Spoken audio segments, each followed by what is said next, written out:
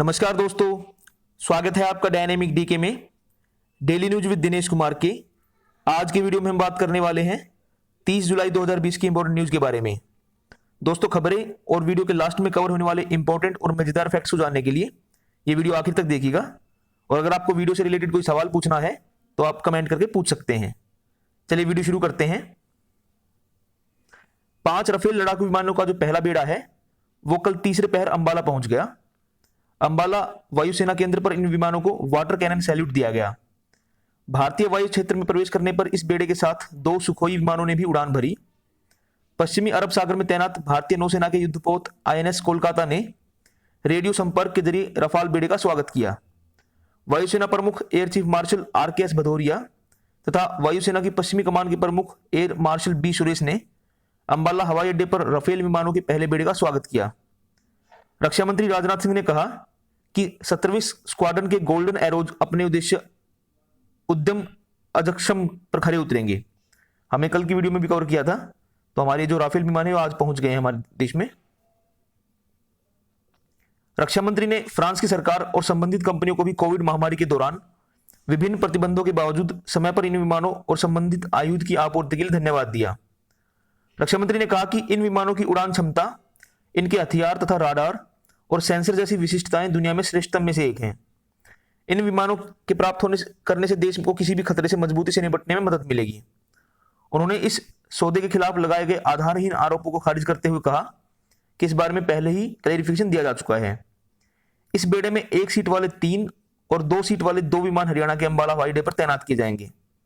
ये 5 विमान 2016 में 59,000 करोड़ रुपए के अंत्य सरकारी सौदे के तहत खरीदे गए जा रहे 36 विमानों का हिस्सा है।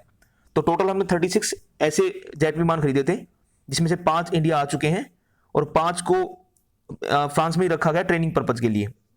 सभी 36 विमानों की जो डिलीवरी होगी वो अगले साल के अंत तक तय समय में पूरी हो जाएगी। बढ़ते नेक्स्ट खबर की ओर।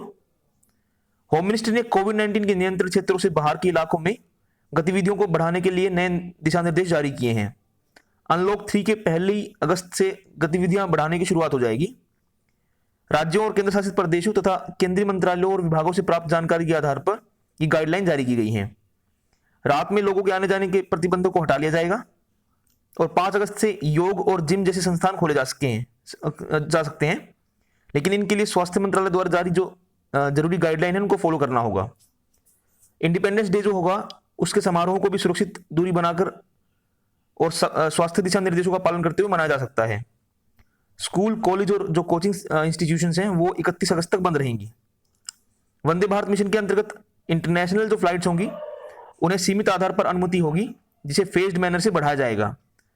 Metro, rail, cinema hall, swimming pool, amusement park, theatre और बार के अलावा अन्य गतिविधियों को कंटेनमेंट जोन के बाहर अनुमति होगी। कंटेनमेंट क्षेत्रों के अलावा अन्य स्थानों पर सामाजिक, राजनीतिक, खेल, मनोरंजन, शैक्षिक, सांस्कृतिक और धार्मिक कार्यक्रमों की अनुमति होगी। कंटेनमेंट क्षेत्रों में गतिविधियां राज्य और केंद्र शासित प्रदेशों द्वारा तय की जाएंगी और उनका कड़ाई से पालन कराया जाएगा। राज्य और यूटीज स्थिति के आकलन के अनुसार कंटेनमेंट क्षेत्रों के बाहर की गतिविधियों को प्रतिबंधित कर सकते हैं। राज्यों के बीच लोगों के और सामान के आने जाने पर कोई बैन नहीं होगा। बढ़ते आगे, आज की इंपॉर्टेंट खबर है ये। केंद्रीय मंत्रिमंडल ने कल नेशनल एजुकेशन पॉलिसी 2020 को अपनी मंजूरी दे दी। इसमें जो बड़े सुधार किए गए हैं उनमें साल 2035 तक हायर एजुकेशन के क्षेत्र में जो ग्रोस रिक्रूटमेंट जो रेट होती है, सकल नामांकन दर, उसे 50% तक करने का लक्ष्य रखा गया है और विद्यार्थियों को अलग अलग स्तर पर शिक्षा छोड़ने या प्रवेश लेने की सुविधा प्रदान करना शामिल है। नई शिक्षा नीति में किए गए अन्य प्रमुख सुधारों में शिक्षा संस्थाओं को एकेडमिक, एडमिनिस्ट्रेटिव और वित्तीय स्वायत्तता प्रदान करना और सभी प्रकार की उच्च शिक्षा के लिए एक ही रेगुलेटरी बॉडी जो है उसको बनाना शामिल है। इसके अलावा इस तरह के जो निरीक्षण के स्थान पर स्वीकृति लेने के लिए स्वघोषणा पर आधारित पारदर्शी प्रणाली कायम करने की बात भी नई शिक्षा नीति में कही गई है।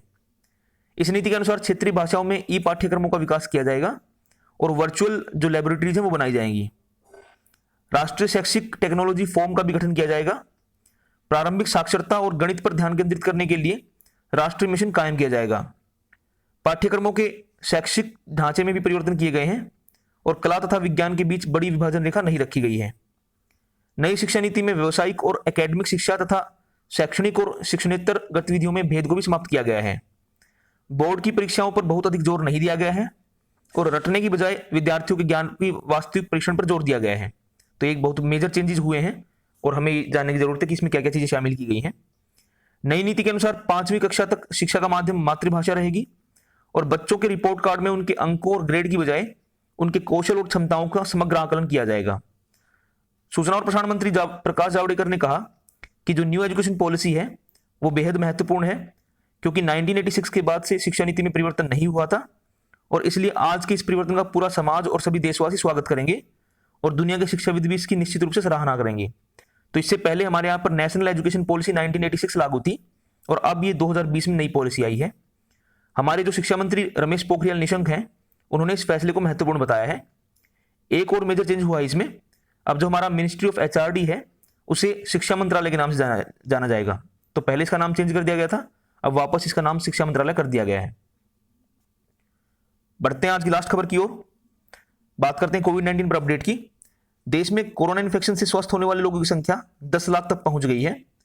इसके साथ ही स्वस्थ होने की जो रेट है हमारे यहाँ वो 64.51% हो गई है और कोरोना से डेथ रेट घटकर 2.23% रह गई है।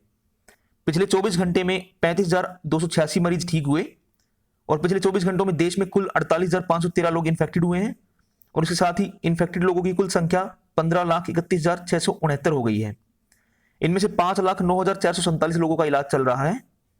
एक दिन में 768 लोगों की डेथ के साथ इससे मरने वालों की संख्या 34,193 हो गई है।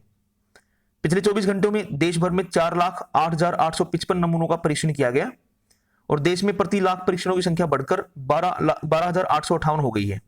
तो पर 10 लाख हमारे यहाँ पे 12,858 टेस्टिंग की जा रही है। अब तक कुल 1,77,00,000 टेस्टिंग हो चुकी हैं। इस समय हमारे देश में टोटल 1,316 लेबोरेटरीज हैं, जिनमें से 906 सरकारी और 410 जो है वो प्राइवेट सेक्टर में है। बात करते हैं आज स्टैटिक फैक्ट्स के बारे में। आज 30 जुलाई है। 30 जुलाई 1909 को फ्रांसीसी केमिस्ट यूजीन शूलर द्वारा लॉरेल कंपनी की स्थापना की गई। ये बड़ी फेमस कंपनी आप जानते होंगे। 30 जुलाई 1980 को वनुआतु को फ्रांस और इंग्लैंड से आज़ादी मिली। 30 जुलाई 2002 को democratic Republic of Congo Rwanda के बीच प्रिटोरिया अकॉर्ड पर हस्ताक्षर किए गए ताकि दूसरी कोंगो वॉर समाप्त की जा सके। 30 जुलाई 1863 को फोर्ड मोटर कंपनी के संस्थापक हेनरी फोर्ड का जन्म हुआ। 30 जुलाई 1898 को जर्मन साम्राज्य के पहले चांसलर ओटो वॉन बिस्मार्क की डेथ हुई। 230 जुलाई को इंटरनेशनल डे ऑफ फ्रेंडशिप मनाया जाता है। इसे साल 2011 में यूएन जनरल असेंबली द्वारा घोषित किया गया था। भारत में इसे हम अगस्त के पहले रविवार को भी मनाते हैं। उसके अलावा 30 जुलाई को ही world day against trafficking in persons मनाया जाता है। ये इंसानों का अवैध व्यापार रोकने के लिए इसको ऑब्जर्व किया जाता है।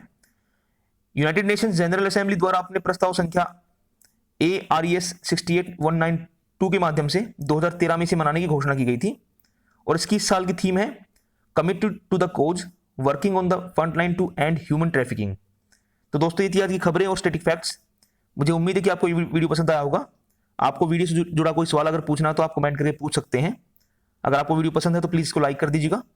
अगर आप चैनल पर नए हैं तो please subscribe to my channel, share this video with all your friends and don't forget to press the bell icon. Thank you दोस्तों, बाय।